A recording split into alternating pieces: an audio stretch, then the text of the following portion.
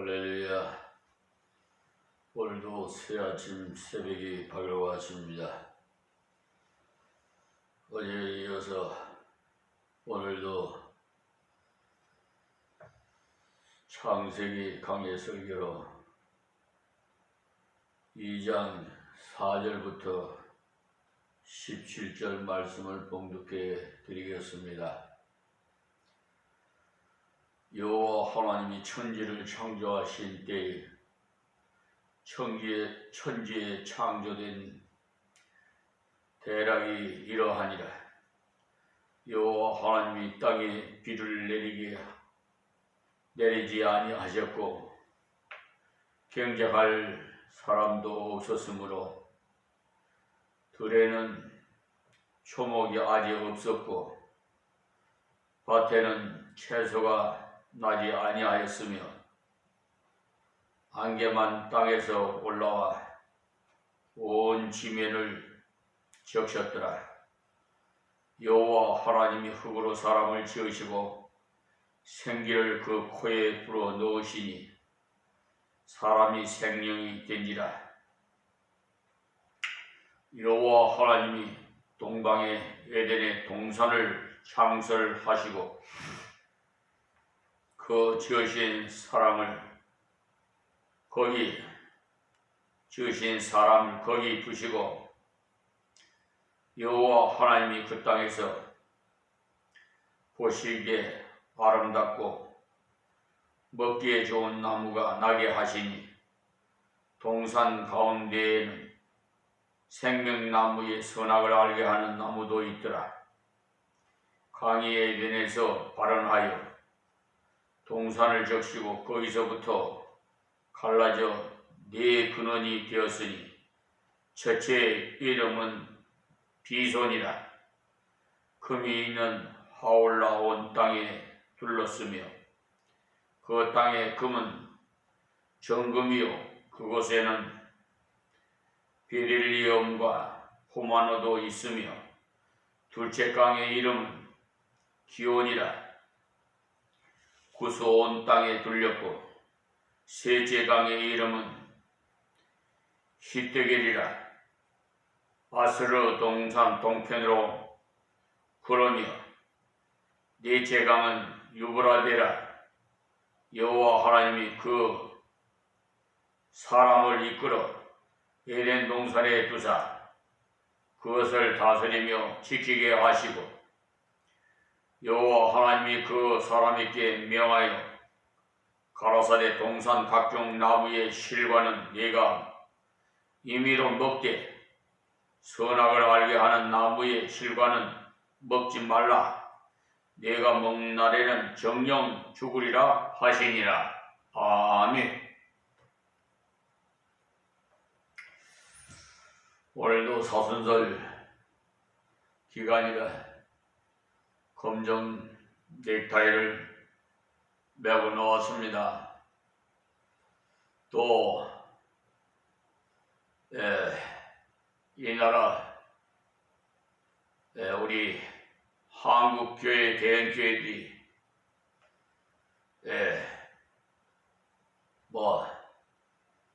그 대형교회만 말할 수가 없겠죠. 한국교회가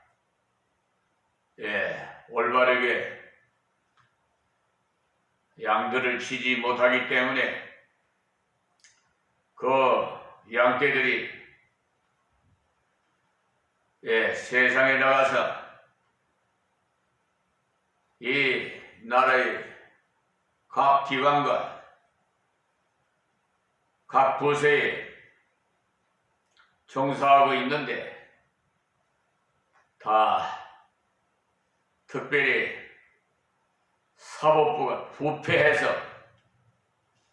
병들어 죽어서 법이 죽었어요. 한국 법이.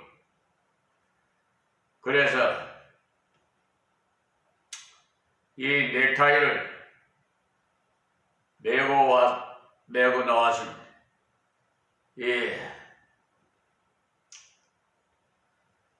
이조 그러니까 상조라는 뜻은 몬상하는 건데 법이 죽었으니 그 표를 상징하기 위해서 검정 넥타이를 메었습니다. 한국법은 죽었어요. 특히 저 서울중앙지방법원, 대법원, 고등법원 다 물론 일부분입니다만 검찰 너무 수요가 많아서 관련 가담된 자들이 많기 때문에 한 200~300명이 경찰 할 것 없이 그래서 너무나 마음이 아파서 이렇게 이 종은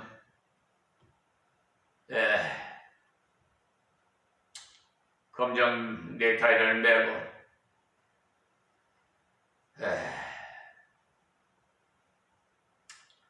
나와서 하나님 말씀을 증거합니다. 언젠가는 하나님께서 저들을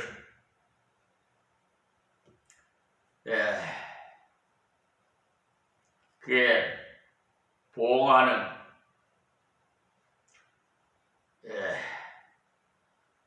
처벌이 이루어질 줄 믿습니다. 지난 시간 2장 3절에까지 통해서 천지창조에 관한 내용을 대체적으로 말씀드렸어요.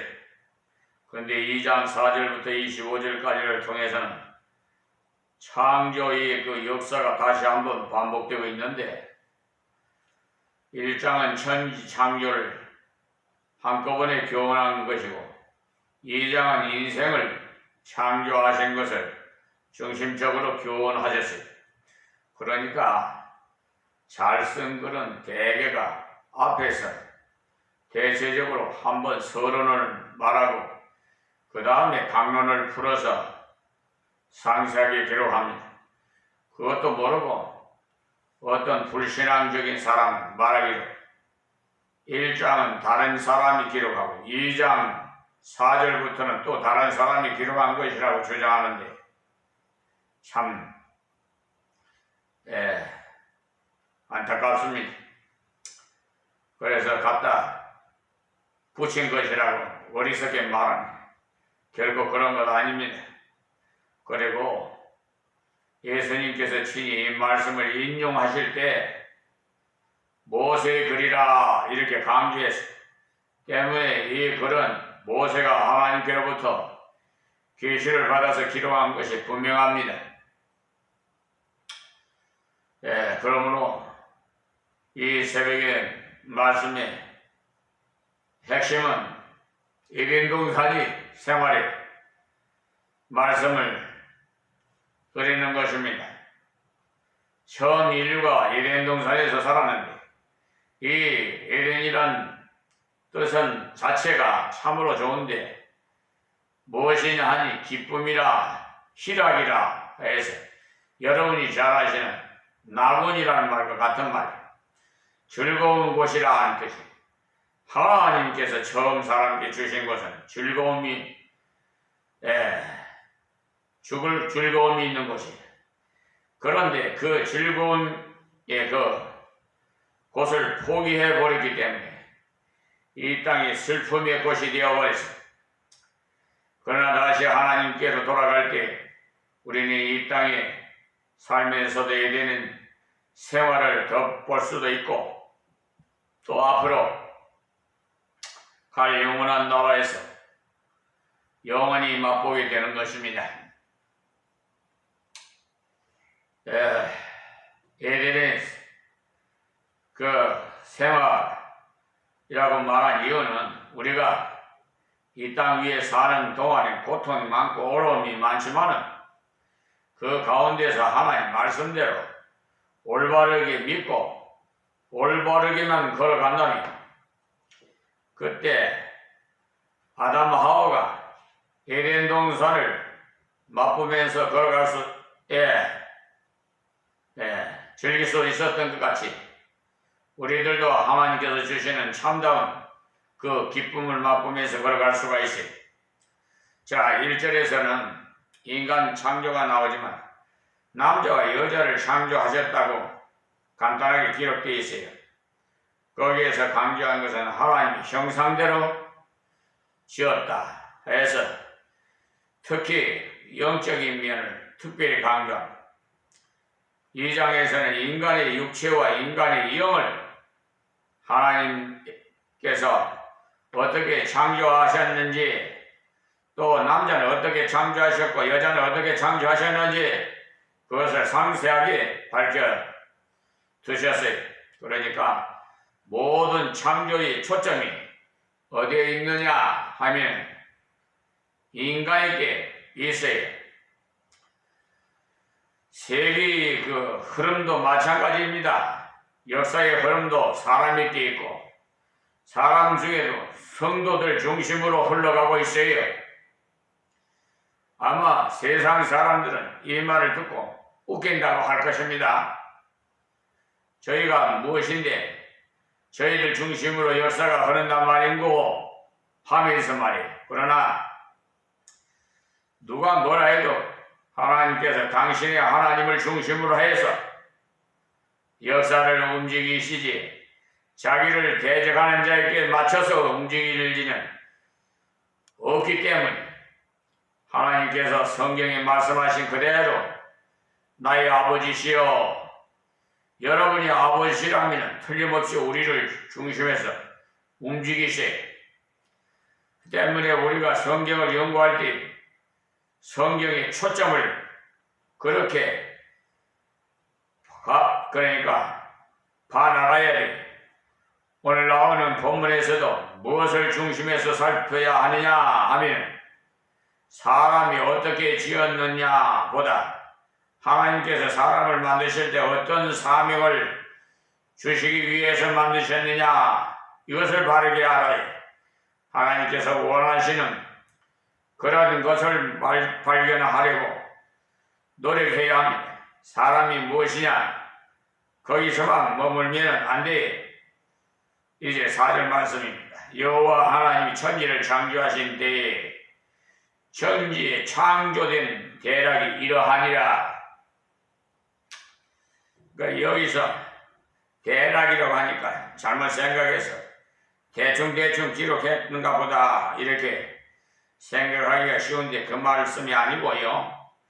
이 대략이라는 말은 족보라는 말과도 같은 말씀이 신약 성경의 마태복음 1장에 보면 아브라함과 다윗의 자손 예수 그리스도의 세계라 했는데 대략이라는 말과 세계라는 말은 같은 말이 또 역사라는 말과도 같은 이 말을 우리가 알아듣기 쉽게 번역한다면 천지에 창조된 내력이 이러하니라 이렇게 번역했더라면 오해가 저것을 뻔했어요. 대략이라고 했기 때문에 질문하는 사람들이 제법 있어요. 대충 아니고 그 내력이 이렇게 되었다는 그 역사적인 배경을 가르쳐 주는 것. 하나님께서 천지를 창조하신 내력을 가르쳐 주셔서 그 중에 특별히 인간 창조를 창조하신 기록을 했는데 하나님께서 천지 창조의 완성을 인간으로 하셨어요. 그래서 그 내용을 기록한다는 거예요. 천지 창조의 내력을 말씀하시는데 뒤에 보면 사람 이야기만 나와요. 또 다른 곳에서는 야곱의 그 약전이 이러하니라 했는데 요셉에 대한 이야기만 쭉 나옵니다.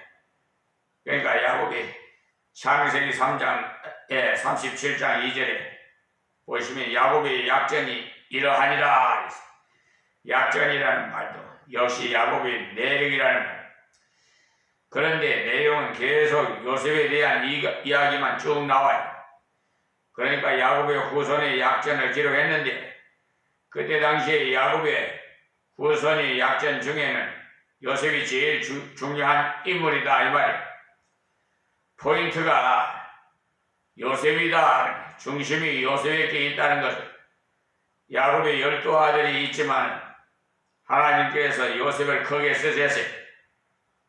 그래서 강조점을 거기에서 맞춰서 기록한 것과 같이 천지 창조, 창조도 사람 창조가 강조된 것이 여기서도 천지의 창조가 이러하니라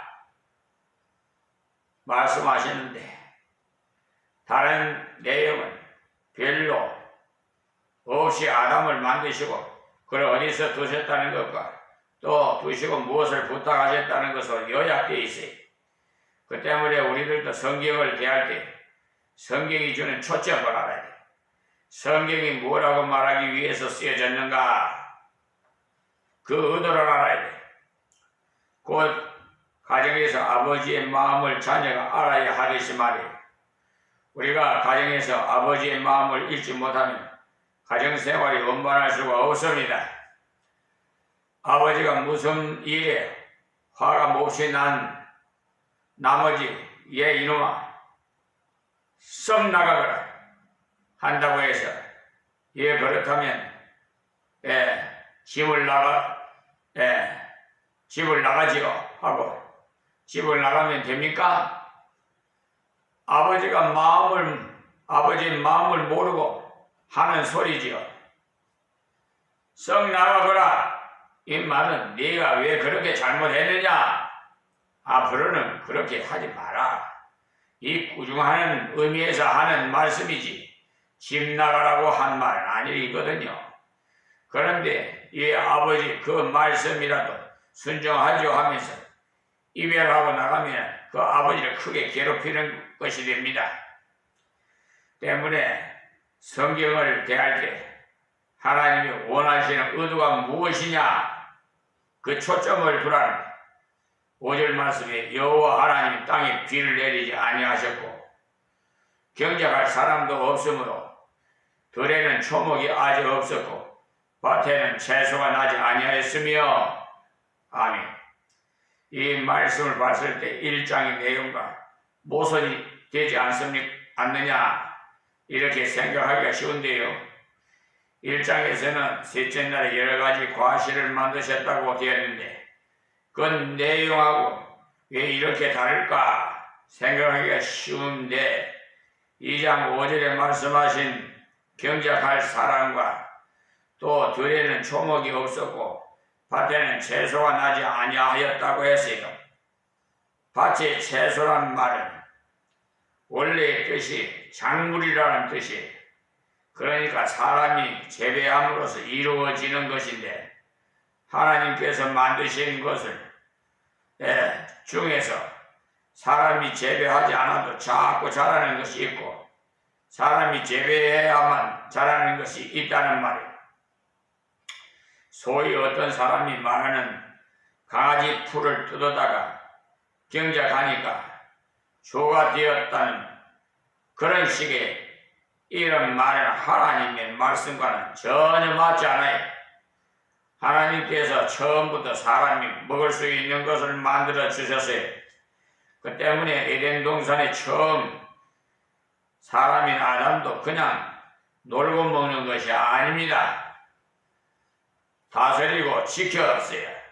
다스린다는 말은 운영했다는 것을 말하는 거예요.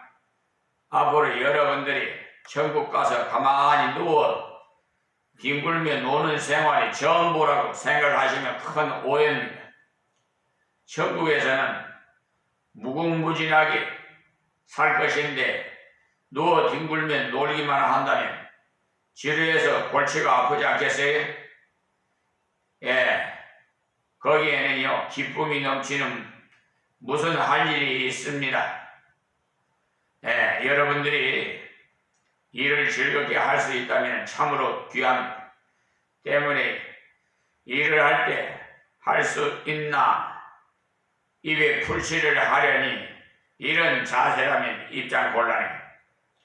일하는 사람들이 죽지 못해서 썩을 육신의 일을 하자니 자꾸 이렇게 생각을 하는데 그것은 잘못 배운 것이고, 이 땅 위에서 농사를 짓고 장사를 하고 돈을 버는 것도 다 하나님께서 맡기신 사명이에요. 그것을 하라고 하나님께서 우리를 이 땅 위에 보내셨어요. 그것을 하는데 주를 위해서 하라, 이 말씀이. 그러니까 목적이 바르면 그것이 주의 일입니다. 꼭 교회 와서 성가 연습하고 주일학교 교사를 해야만 주의 일하는 것이 아니에요. 밭을 내면서도 주님의 영광을 위해서, 주님의 나라를 위해서 한다면 그것도 주의 일이에요. 그래 여러분들이 설거지를 하면서도 참 찬송 부르며 할 수 있지요. 우리 요양사님은 오셔서 하루에 3시간 동안 봉사하고 가는데요. 설거지하면서 청소하고 뭐 여러가지 보살펴주고 가시는데 찬송이 떨어지지 않아요. 얼마나 기쁜지 압니까? 일에 피곤함이 없어요. 또 옆에 있는 저도 기쁘고요. 그러니 하나님도 기쁘지요. 난 이렇게 육신의 일만 하다가 언제 주의 일을 할까 하는 그 마음속에 죄책감을 가지고 이 땅 위에 일 자체 죄와 가까운 그 죄와 문제가 되는 것처럼 생각하는, 그렇지 않습니다. 오히려 일을 하지 않음으로써 죄를 짓게 되는 거예요. 일을 하지 않다 보면 너무 편해서 고급죄가 더 많이 나와요. 하나님께서 에덴 동산에 사람을 만드신 다음에 사람이 재배할 수 있는 작물, 나무, 채소 이런 것들을 만드셔서 그들이 그것을 재배하며 하나님 앞에서 감사하며 생활할 수 있도록 그렇게 하셨어요. 처음부터 하나님께서 그러한 원리로 인생을 다스렸어요. 앞으로 우리가 갈 천국에도 이와 비슷한 원리로 다스려십니다. 물론 거기는 처음 예된 보다는 더 완전하죠. 무엇이 더 완전하냐? 그러니까 처음 나오고는요 사탄이 유혹할 수 있는데, 앞으로 가는 나고래는요 사탄이 유혹이 없는 곳이, 사탄은 다 불못에 들어가기 때문에 유혹이 없습니다. 그래서 처음 나온 곳, 앞으로 우리가 갈 천국은 더 완벽한 곳입니다. 다음 6절이 안개만 땅에서 올라와 온 지면 적시했더라. 그때는 작물이 없는 때이기 때문에 시후에 따라서 오는 비는 아직 없고, 안개만 올라와도 다른 식물들이 충분히 자랄 수 있었다는 말.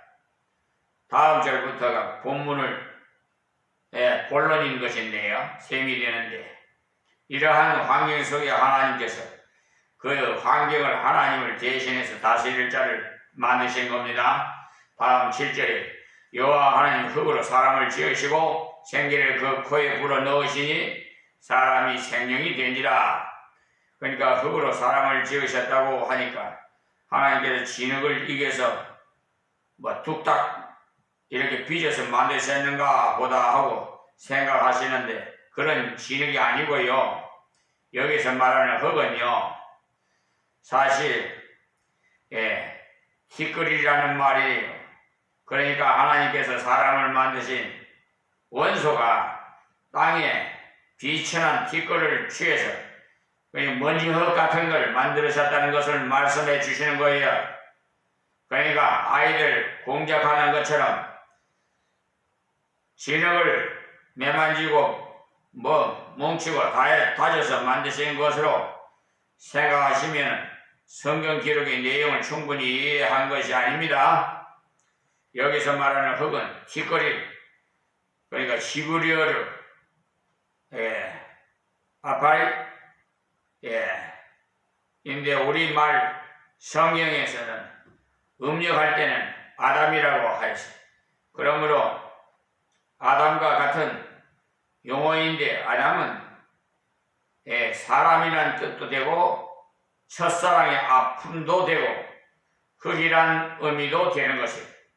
아담아, 이 말을 기꺼라라고 부르는 것과도 같다는 말이에요. 하나님께서 왜 그렇게 부르셨느냐 하면 자기 존재가 만들어진 비천한 존재임을 알아서 하나님 앞에 항상 예만 하고도록 하나님께 순종하도록 흙으로 사람을 지으셨어요. 자, 흙으로 사람을 지으시고 생기를 그 코에 불어넣으시니 사람이 생명이 된지라 그러니 하나님께서 생기를 불어넣어 주셨어요.